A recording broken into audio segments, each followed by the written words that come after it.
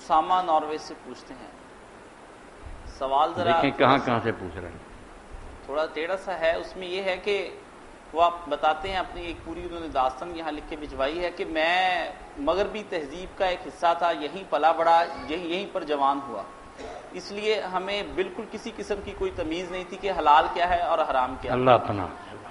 میں نے اپنی کسی محرم خاتون کو بغرض شہوت کم عمری میں جبکہ وہ سو رہی تھی چھوا، سمجھدار ہوا تو اس کی بیٹی سے شادی ہو گئی. ذہنی طور پر شدید پریشان ہو گیا ہوں اور اب میں نے داڑھی رکھ لی ہے، نماز 5 وقت پڑھتا ہوں، اللہ سے بہت توبہ کرتا ہوں. آخر اس مسئلے کا حل میں نے عالم دین سے پوچھا تو انہوں نے کہا وہ لڑکی تو تم پر حرام ہے.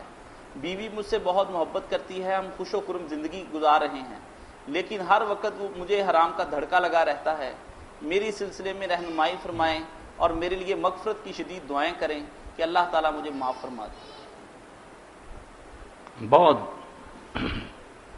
پیچیدہ سوال ہے، بڑی مشکل. غلطی سے نہ بھی صحیح، جان بوجھ پر کسی نے حرام دزی کی، بعد میں اس کی بیٹی سے شادی کر دی. اب اس میں حنفیہ تو کہتے ہیں کہ بس جیسے نکاح سے باندھ چاہتی ہے نا ساس ہے یا اس کی بیٹی، جو نکاح سے رشتے حرام ہوتے ہیں وہی بات. اس نے جب ہاتھ لگا دیا تو اب اس کی بیٹی بن گئی، اس کی ماں بن گئی.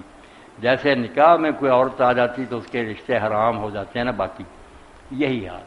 اس کو حرمت مصاہرت بالزنا کہتے ہیں. زنا سے بھی ہو گئے مگر صحیح نہیں، یہ مسئلہ بالکل نہیں. حرام ہے، مگر جو نکاح اس نے کیا بالکل حلال ہے، ان کی زندگی پاکیزہ ہے، وہ بیوی درست ہے.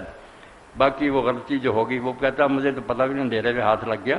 میں نے تو بیان کیا کہ جان بوجھ کے اگر کسی نے یہ بدماشی کی ہو پھر بھی وہ حرام الگ ہے، یہ رشتے نہیں حرام ہوتے، یہ نکاح سے حرام ہے.